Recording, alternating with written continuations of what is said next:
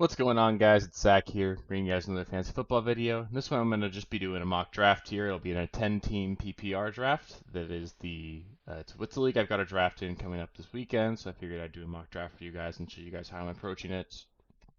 Before the draft starts here, I do want to just again take a minute to thank you guys all for all the support I've been getting. I think we reached 236 subscribers this morning, so that's really exciting. I really do think we've got a shot to hit that 300 mark, but who knows? But regardless, I really appreciate all the support. If you are new to the channel, first off, I hope you enjoy the video, and if you do find any value in anything I'm providing here, I would appreciate it if you'd like the video, subscribe to the channel, click the bell so you get notifications when I put out a video. I'll be putting out 3 videos a week, and I'll also be updating my website.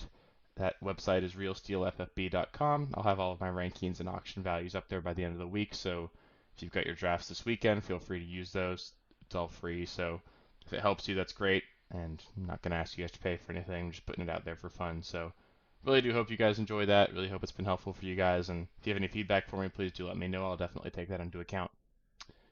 But looks like here the draft's about to start. I did purposely give myself the 10th pick because I want to make sure that this accurately represents how I'll be picking in my draft coming up this weekend, but I also feel like it's one of the draft spots that most people find to be the most difficult to build a good team.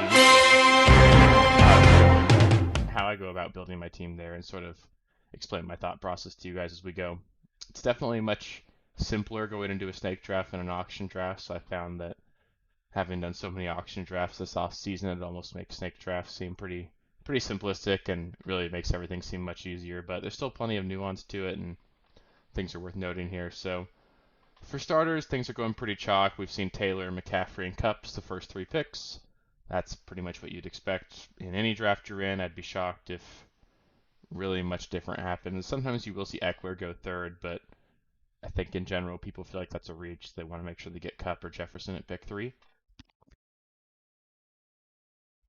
We then saw Eckler go pick 4. That's certainly what I would have done in that scenario. I wouldn't be shocked at all here if we see Jefferson followed by a couple running backs, but let's see what these guys pick here.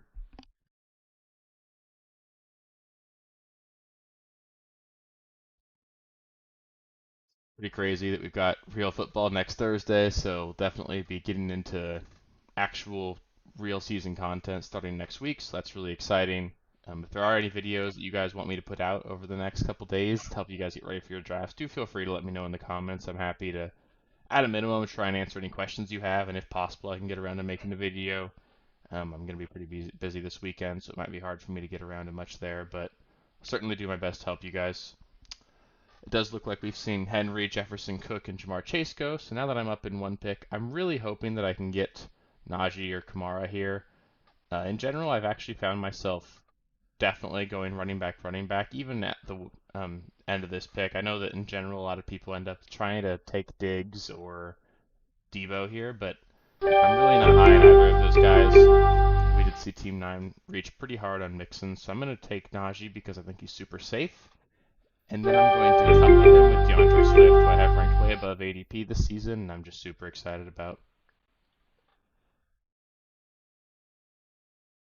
I'll mute this web page here just so you guys don't have to hear the draft noises, but hopefully that didn't bother you guys too much. So really happy with that start there. I think we're set at the running back position going forward, and I think that's going to really let me just hammer out all the receivers I'm in love with in these middle rounds. That is another thing I certainly have come to like about snake drafts is just how much faster they go than auction drafts. The auction draft I had this past weekend took just over 2 hours, which is it's pretty intense when you have to be that on your toes for that long, and definitely a lot more relaxing to go through some of these snake drafts. I will be making a point of updating you guys on how my teams turn out, and I'll give you guys a video explaining or showing you guys all of my rosters, and then also I'll be sure to, at a minimum, every week post how my teams did that week so you guys can sort of follow along how I'm doing in my leagues that I care about and make sure that I'm at least somewhat know what I'm talking about here and that you're not taking advice from somebody who doesn't know what he's doing. We did see Travis Kelsey go here at pick 14. I actually have no problem with that. I think many people might think that's a bit of a reach, but in general, in these smaller leagues, I find that there's just a massive advantage to getting one of those top tier tight ends. The positional drop off at other positions isn't as massive in smaller leagues, so it makes the positional advantage of having a Kelsey or a Mark Andrews even that more significant because you can really afford to wait, especially at receiver in these smaller leagues, because you're just going to have no problem getting good guys later on.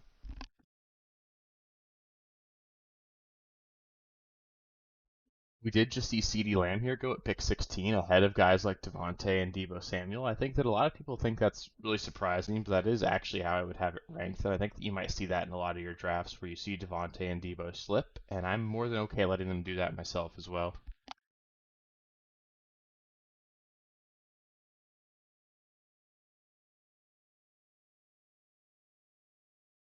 Speaking of, we did finally see Devontae Adams and Deebo go off the board.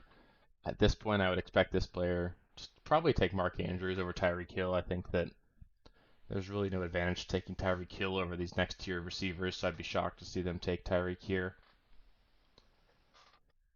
Looking ahead to where we'll be picking, we're going to have right around pick 30 here. Players I have been absolutely loving targeting here are Michael Pittman.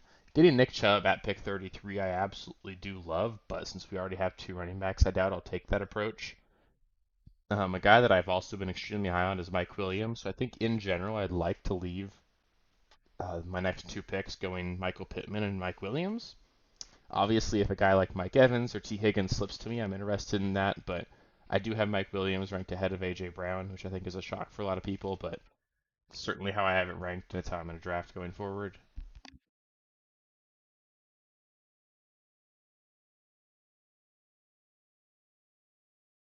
If somehow Saquon does make it to me at pick 30, I would be pretty interested in doing that. But I still think that given the fact that we already have our two really top tier running backs and guys that I'm really confident in being just safe over the course of the season, I don't think there's really much advantage to taking Barkley here. I think that in general, you'll find that your flex position is far more dominant when that position's a wide receiver, especially in PPR formats, just because wide receivers score more than running backs. So in general, I don't like having my top three picks being spent on a running back in a PPR draft. Fortunately, we did see Saquon go off the board here, so it's not a decision I have to make. On ESPN formats, I do find that Saquon goes significantly ahead of his ADP on ESPN if you're in a draft with anybody who really knows much.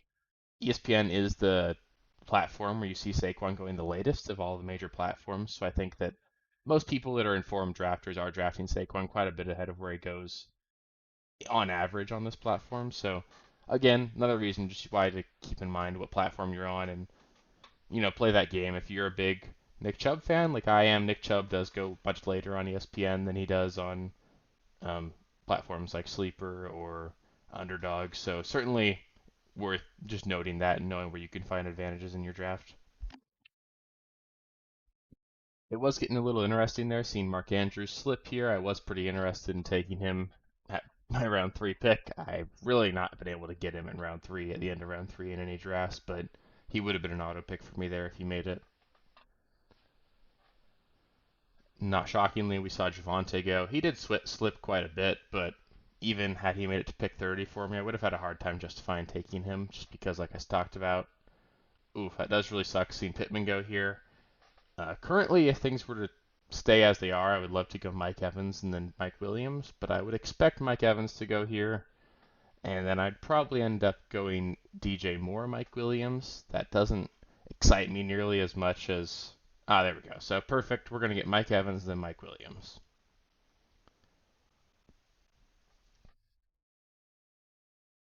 So now, after our first four rounds, I do have two players at each position, running back and receiver, that I have ranked inside my top 12 of the position, and that's absolutely a slam dunk for me. I get that these guys aren't necessarily ranked top 12 for everybody, but I'm super high on Mike Williams, and that's why I was okay reaching for him. I do advise you to do the same on players that you're extremely high on, especially if you have a pick at the end of at one of the bookends of your draft. If you've got pick 1 or pick 10 or 12, if you're in a 12-team league, just make sure to draft your guys because there was no chance I was going to get Mike Williams if I chose to wait on that. So it's just really important to make sure you grab the guys you want because they're not going to make it back to you because there's such a just a huge time gap between your two picks. So it's definitely just it gets really frustrating if you actually try and play the ADP game if you're on one of these bookends. So I find that I end up much happier if I just take the guys I like. We finally see Josh Allen going in round 4 here. That's about where I'd be comfortable taking Josh Allen. It's a little bit earlier still than I'd like to just because of how high I am on a lot of the later on quarterbacks, but it's hard to argue with getting him in the middle of the 4th. So looking ahead to round 5, I am extremely high on Cortland Sutton, on Gabe Davis, on Amon-Ra St. Brown, and on Darnell Mooney. These have been receivers that I'm leaving all of my drafts with at least one or two of, so I'm definitely going to be targeting one of those guys. And believe it or not, I would be interested in taking Herbert here if he slips. I sort of have a rule where I don't draft a top tier tight end and a top tier quarterback in a draft because it makes it really difficult to fill the holes at running back and receiver. But I didn't have to get a top tier tight end in this draft, just didn't shake out that way via ADP, so I'm okay taking a quarterback somewhat early. Taking Justin Herbert at pick 51 is a bit of a reach, but I get to pair him with Mike Williams there. And I'm going to have still 2 elite receivers and 2 elite running backs. And there's just nothing at the tight end position that excites me here. We missed out on that top 3, and I actually have Dalton Schultz ranked as my tight end 4 this season. So I found that, especially recently, I'm not really leaving drafts with Waller or Kittle at all, just because I don't think they're an advantage over Schultz, and I can get Schultz later. So it is coming up on our pick. I'd love for Sutton to be there because then I feel like I have 3 probably top 15 receivers, at least by my rankings, and coupling that with 2 top 10 running backs and arguably the quarterback one would be absolutely incredible.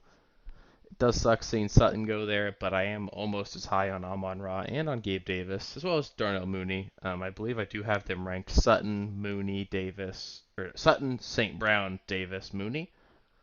But they're all really close to me in the rankings. I think they're all really great values here in the middle rounds. So really, as long as I get one of those guys in round 5, I'm generally pretty happy.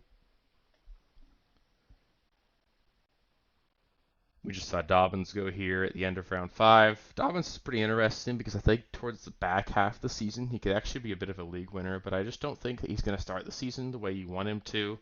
I think it's going to be really hard to know when you finally get to trust him in your lineup. So as much as I like Dobbins, the talent, I think he's more of a player that I'm letting go in drafts, but I think he's going to be a guy that's going to show up on a lot of my buy low lists throughout the course of the season. And dang, okay, so we just saw Justin Herbert get taken here.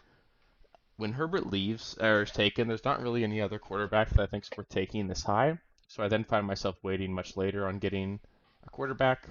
I'm going to be taking Amon-Ra St. Brown here, and then I'm probably going to take Gabe Davis. I am extremely high on Allen Robinson, but this is a scenario where I'm almost willing to play the ADP game. I do have pick 70. He's got an ADP of pick 73. So a world exists where he makes it to me. I'm not going to expect him to, but I think that there's no way Gabe Davis does, so I'm going to give it a shot. And now I've got 4 really, really elite receivers to couple with my 2 elite running backs. I think I've got a really strong foundation here, and then I'm going to be able to get a quarterback and either Allen Robinson or Dalton Schultz in my next 2 picks. And that's really going to round out my starting lineup. Something I would point out here is that I was okay taking Gabe Davis, even though he's not technically a starter for my team. And I think that's a common fallacy a lot of people make, where they really try and fill out the starting lineup before they go about filling out their bench. And I don't think that's the right way to approach things. I think that in general, you're going to find that your team ends up much better if you get depth first. If it makes sense. Obviously, if the best player available is the player that fills out your starting lineup, I'm not saying to go away from that, but there's no reason to emphasize filling out your starting lineup before you start filling out your bench. Throughout the course of your season, you're going to be playing so many guys that you didn't initially draft to be in your starting lineup, so having that depth early really does help. So that sucks a little bit. We just saw Allen Robinson go at pick 54 compared to pick 73, which is his ADP. That's not all that shocking when you get into drafts with people who do know what they're doing. Allen Robinson's been going way ahead of ADP. I didn't really think he'd make it back to me, but I'm okay having gotten Gabe Davis and taken that chance. It does look like we're now starting to see a bit of a run at the quarterback position. We've seen Mahomes and Jalen Hurts go back to back. So I'm getting a little worried that maybe a bunch of quarterbacks are going to fly off the board here, but there's still plenty that I like. I'm very comfortable leaving my draft with Kyler, Dak, or Russ here out of these guys, but I think it does sort of mean I need to at least make sure I do leave the draft with my quarterback in these next 2 picks I take. Godwin is a player that I have seen slip in a lot of drafts, and I don't necessarily hate drafting, but he would be drafted for me on a team sort of like this one where I already have three or four really good receivers, so I know I'm not going to need Godwin. I don't really want to draft Godwin and need him because I just know that if I need him, I'm probably going to start slow as a team, and it's going to be a hole that I got to dig myself out of the rest of the season. So getting Godwin is my at minimum wide receiver 3, but ideally wide receiver 4 is fine. I'm not going to be targeting him. I don't even know if I'd take him even if he falls all the way to me here, but I would certainly draft him ahead of Michael Thomas, who just went. So if that's the decision you're making, I would certainly take Godwin there. Just taking a quick look at the running back position, I want to see if there's anybody that really could help give us some depth here. Guys I am high on this list are Ramondre Stevenson, Dameon Pierce, Chase Edmonds, and Antonio Gibson, and obviously A.J. Dillon. In fact, A.J. Dillon to me is the steal of a lot of drafts. I spent $15 in an auction draft for him, and his pre-draft value was $1, and that was in the league that has the most money on the line. So I think that in general, I've found that people who were in leagues where money is on the line and with people who really know what they're doing, you're seeing that AJ Dillon is certainly going way earlier and for more than even remotely close to what he's valued at the moment. So if you're in a league with people who you think know what they're doing, I'm more than okay reaching on AJ Dillon. I think AJ Dillon's going to be a solid running back 2 all season, and he's certainly got upside to be. I mean, he could be a running back, an easy running back 1 if something were to happen to Aaron Jones. So he's a nice stabilizing running back in your running back room, and he's got very real league winning upside. I'm comfortable drafting him to be your running back 2 and then just playing him every week. So I love AJ Dillon. I can't believe he's got that ADP of 125 on ESPN. That's insane. I am also super high on Antonio Gibson. Now that we heard about the tragic news of Brian Robinson being involved in a robbery, we don't know how long Robinson's going to be out, but if we do see Gibson get the lion's share of the carries, I do expect him to at least be a high-end running back 2 this season. As I talked about earlier, I think I need to get a quarterback here because I just can't wait. It looked like by the time my next pick came up, Russ and Dak were going to be gone. I didn't want to put myself in a spot where I hated my quarterbacks. Looking at the board here, I do see Dalton Schultz. I think he is the end of a tier at the tight end position. I think I can wait at running back because of how many there are left that I still like. So it's really going to hurt me because I know A.J. Dillon's going to go here. But I'm going to draft Dalton Schultz because I think he just gives me that. He's the last tight end that's going to give me a positional advantage here.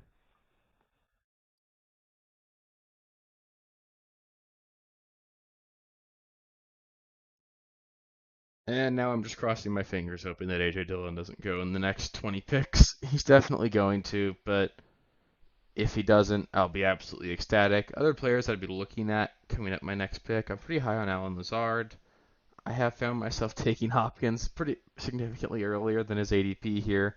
Again, I sort of view Hopkins in the same light as Chris Godwin, where I'm not drafting him to need him, but I'm more than comfortable drafting him if he's my wide receiver 4 or 5 because I know that there is just some very insane built-in upside with Hopkins. We're starting to see a lot of the running backs fly off the board, and I'm getting pretty nervous about A.J. Dillon going off.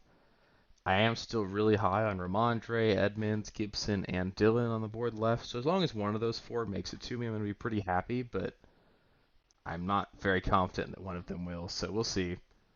If not, then I'm going to be really, really dependent on these top 2 running backs I have throughout the course of the season. In PPR formats, I am okay drafting Tony Pollard to need him. I'm also very, very optimistic that Naheem Hines is going to be a flex-worthy asset this season. So I've been leaving a lot of drafts with Hines, especially on teams where I went pretty light at running back. In that same league where I was telling you guys I spent $15 on AJ Dillon, my running back 1 in that league is Dalvin Cook, and then I got Josh Jacobs because he went for a really crazy value and AJ Dillon, and my running back 4 is Naheem Hines. I also have Melvin Gordon on that team, but Naheem Hines to me is going to be a nice, relatively consistent low end flex play at the running back position, and I think that you get him late enough that he's worth that, and he's going to have a couple of spiked weeks, and we have seen already that the Colts are more than okay to use him almost exclusively in action where Taylor isn't out there. This preseason, if Jonathan Taylor wasn't on the field, it was all Hines. We did see today that they did release Philip Lindsay, so There's not really any competition in that running back room at all outside of Hines and Taylor, so Hines is going to be involved, and I do like him as a late round dart throw. We did see Antonio Gibson come off the board here, so again, we're down to Edmonds, Stevenson, and Dillon in terms of guys that I'm really excited about, and then we sort of take a teardrop there towards Pollard and Gordon and Hines. So I really hope one of these three makes it to me. We just saw Ramondre go, so really getting pretty close here. We still have Edmonds and Dillon, 3 picks to our pick, so I think we can pretty comfortably assume one of them's going to make it to us, if not both, and I will take both, and I'll be really happy if I can. Before I commit to taking, oh god, there goes Edmonds. If Dillon goes off the board, I'm going to be so sad. At receiver here, there's nobody that I'm in love with. I do like Allen Lazard quite a bit. Oh my goodness. We just saw Dillon and Edmonds come off the board right before us. So that really sucks. I do want to make sure that I get a running back 3 here. Damian Harris is okay, but in PPR formats, I just don't think there's any upside. And I'm not going to, because I'm comfortable with my top 2 running backs, I'm not really drafting for security here. I'm drafting for upside, and Pollard does have that if something were to happen to Zeke. So I'm going to take Pollard here. Still pretty shaken up, having missed out on Edmonds and Dillon right there. But looking at the board here, there are a couple of receivers I like. I'm a pretty big fan of Allen Lazard this season. I'm also pretty high on Chase Claypool, Olave, and Robert Woods. So is Skye Moore, but I think I can get Skye Moore later. So I'm going to take Lazard here. Lazard being my wide receiver 5 makes me really comfortable with my receiver room. I don't even think I'll ever need Lazard in this team, but I think that he certainly has upside to be a guy that catches 10 touchdowns this season. I'm not sure what his reception or yardage upside really is, but he's definitely got a double-digit touchdown season in his range of outcomes. So I'm happy with Lazard as my wide receiver 5 here.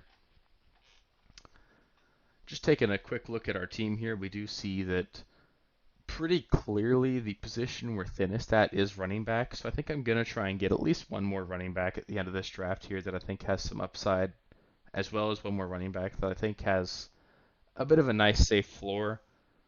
So I think Naheem Hines certainly does fit that bill. In fact, I won't be shocked if my next 2 picks are Melvin Gordon and Naheem Hines. Obviously, by ADP, I'm reaching on those guys, taking Melvin Gordon and Hines like 30 picks ahead of ADP, but these are guys that I'm actually really high on, and I think that, like I've said, when you get towards the later ends of these drafts, ADP really doesn't matter. Just take the best guy on the board for yourself.